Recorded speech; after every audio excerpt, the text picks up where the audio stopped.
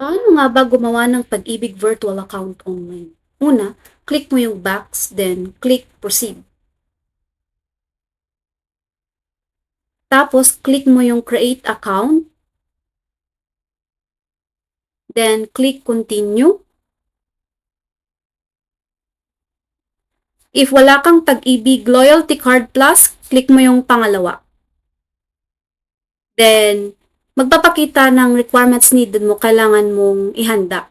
So, yung una, yung Pag-ibig number. Pangalawa, active mobile number for your OTP. Pangatlo, active email address dahil doon magsasend ng temporary password. Then, valid identification cards. Tapos, kailangan mo din ng selfie photo habang hawak ang inyong valid ID na in-upload. So, ready ka na to create your virtual Pag-ibig account. Click mo lang yung proceed.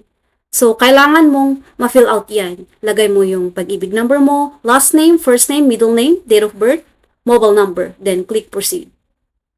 So, mapaprompt ka ulit, i-click mo yung OK. So, kapag ka-receive mo ng OTP, lagay mo galing sa mobile number na na-register mo. Click mo yung proceed. So, lagay mo yung necessary information under the user account. Dapat valid yung email address mo. Dahil dito nga mag-send ng temporary password. Lagay mo 3 security questions dito. Dapat hindi mo makalimutan yun dahil kailangan mo to pag nag-reset ka ng password kung nakalimutan mo. So, yan yung pwede mong pagpilian. So, complete mo yung verification section. Enter mo yung place of birth, tapos yung mother's maiden name. Then, upload mo valid identification. Then, pwede kang pumili, passport or 2 valid IDs.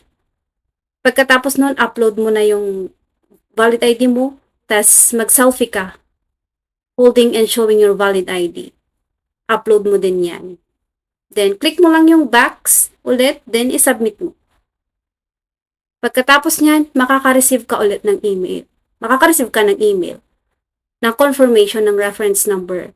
At magsisend din sila ng temporary password mo.